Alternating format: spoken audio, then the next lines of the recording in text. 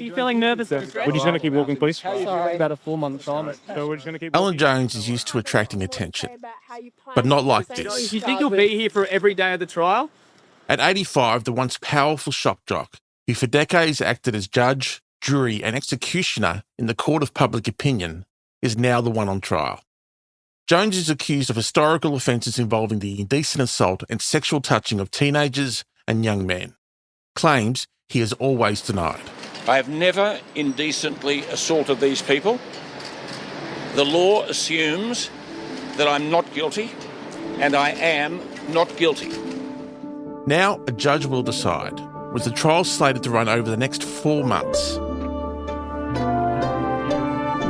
I'm Daniel James, and you're listening to 7am. Today, National Affairs Editor at 10 News, Hugh Riminton, on how the first few days of the Alan Jones trial played out in court and what's still to come. It's Thursday, August 6th, and a warning. While we try not to get too graphic, the following story does cover sexual assault. Take care listening. Hugh, thanks so much for joining us. Alan Jones's trial began this week in Sydney. He's facing charges of indecent assault and sexual touching.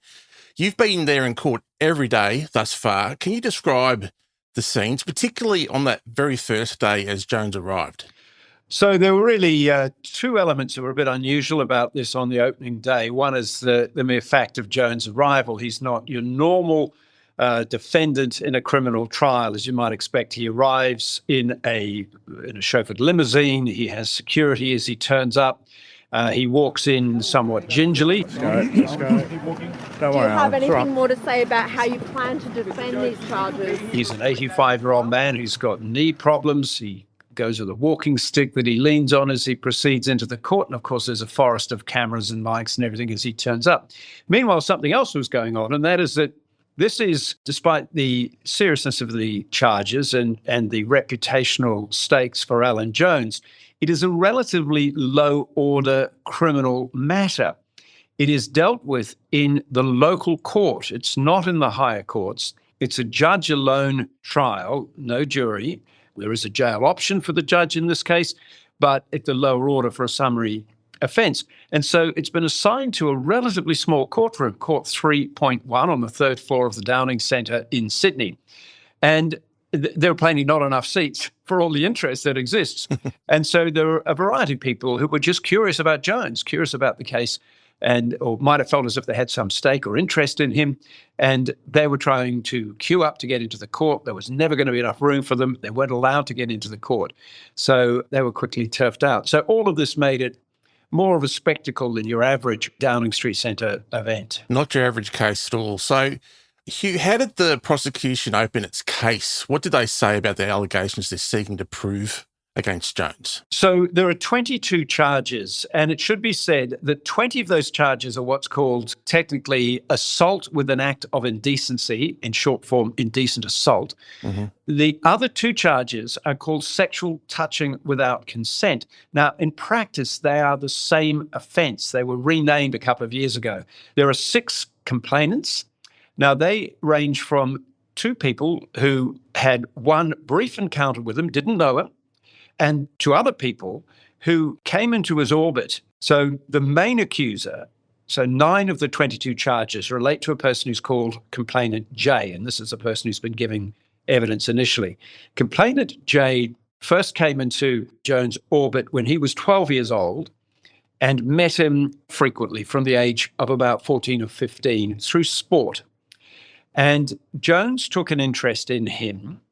He was from a very poor background, had a solo mum, and he had a number of siblings, and they had no money. And Jones was willing to support him for his sporting career by giving him money, and at a later form giving him a phone and giving him a car. So the prosecution case was that he was subjected to a series of indecent acts happening at Jones' Sydney apartment there just by the Sydney Opera House, but also in the worst cases that are being alleged at his farm, his estate down in the Southern Highlands at a place called Fitzroy Falls. Mm-hmm. So that's him.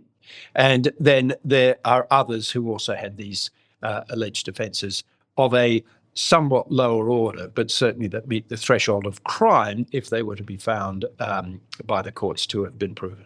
Some of the testimony we've been hearing from witness J has been very detailed and very graphic in court and pretty tough listening and I'm sure viewing from within the court itself.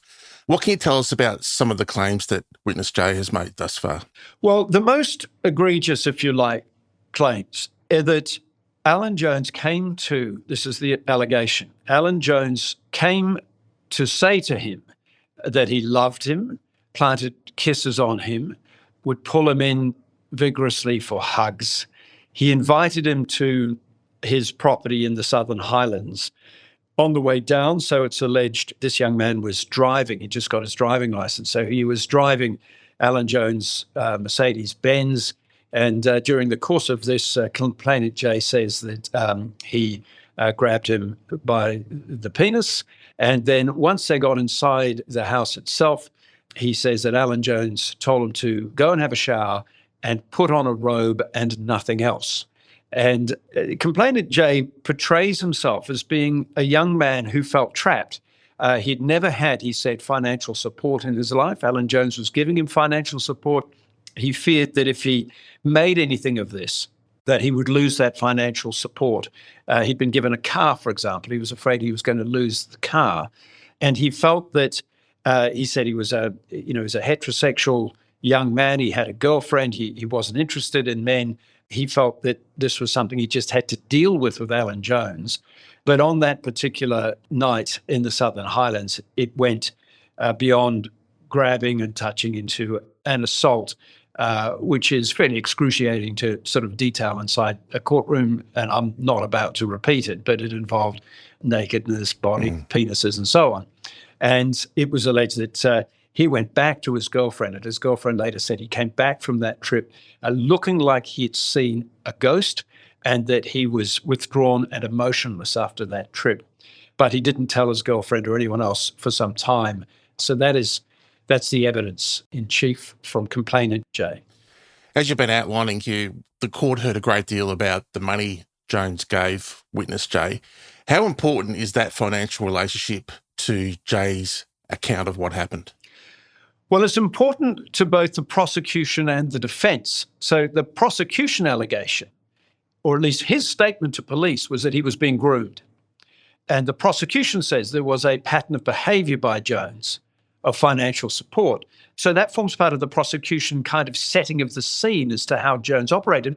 But in the opening address, Jones' lawyer, Gabriel Bashir, SC, said that what you're going to see of Alan Jones is nothing more than the behaviour of a man who was, quote, unfailingly generous.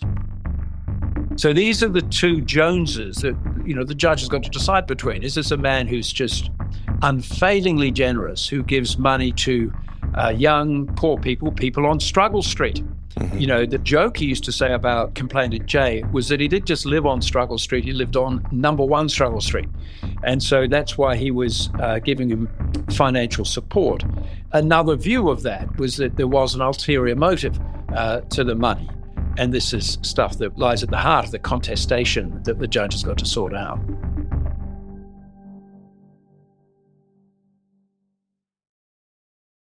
So Hugh, Jones's lawyers have now begun their cross-examining of witness J.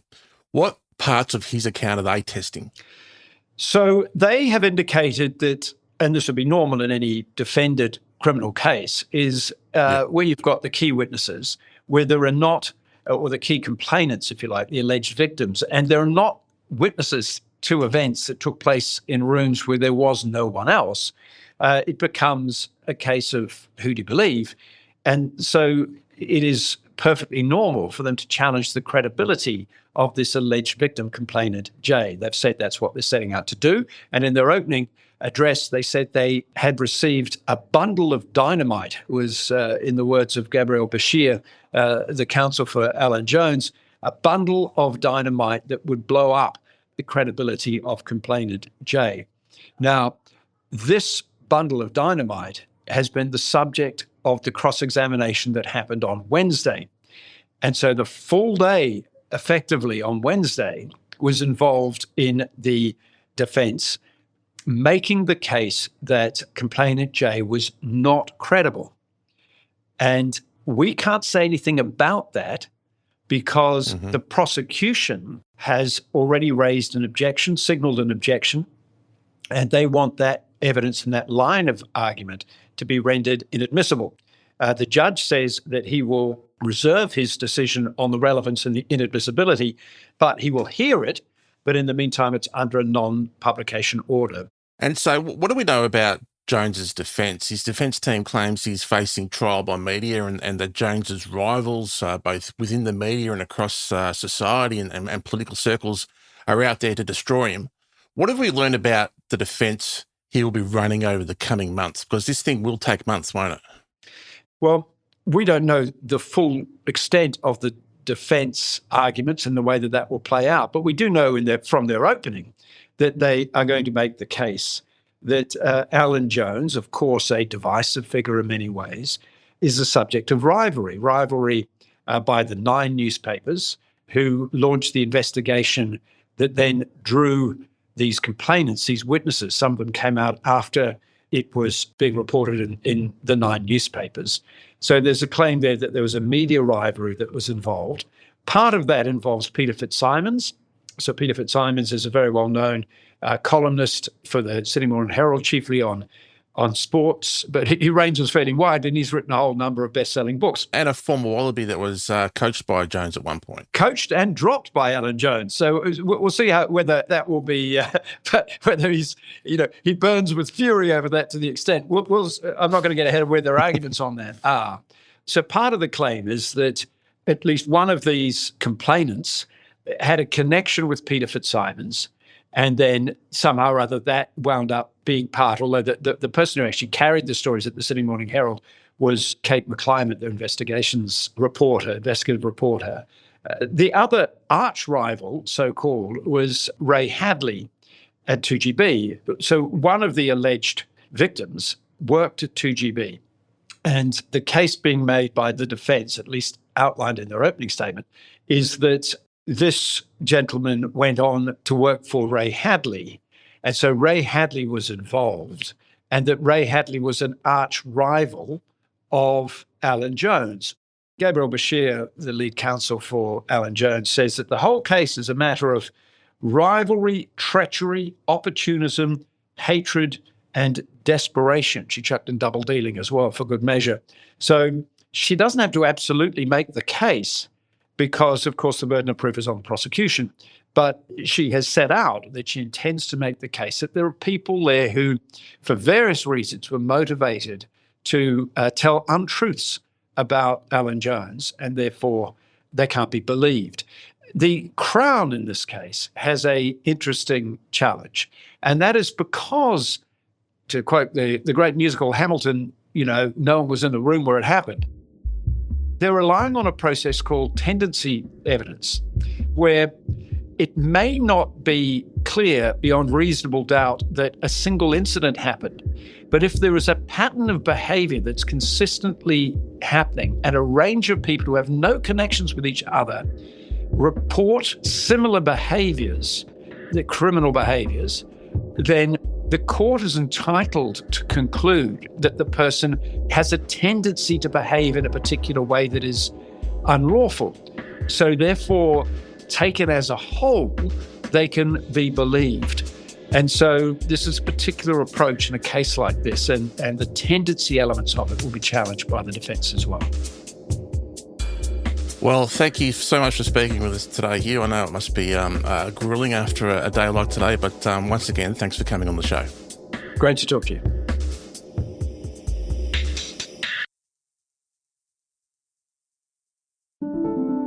Also in the news, Australian authorities are investigating what could be the country's first far-left terrorist attack after a group allegedly firebombed the Melbourne defence manufacturer and threatened further attacks. Lover Technologies was allegedly targeted for its production of parts for F-35 fighter jets and links to Israel's defence supply chain. Police say the group released a video that claimed responsibility for the attack, threatened workers and provided instructions for carrying out similar firebombings. Australian security agencies say there has been a rise in arson, vandalism and violent protest by anti-Israel activists. targeting defence companies. But this is the first time such an attack has been investigated as terrorism. And a 4-tonne section of a SpaceX rocket has crashed into the moon at 8,000 kilometres an hour, prompting concerns that it could be a precedent for the disposal of space junk. The upper stage was left drifting in space after launching 2 private lunar landers from Florida in January last year. Scientists warned that the impact could permanently alter and contaminate part of the lunar surface, and say it highlights the lack of rules governing space junk around the moon, with uncontrolled collisions expected to become more common. I'm Daniel James. Thanks for listening to 7am. We'll be back tomorrow.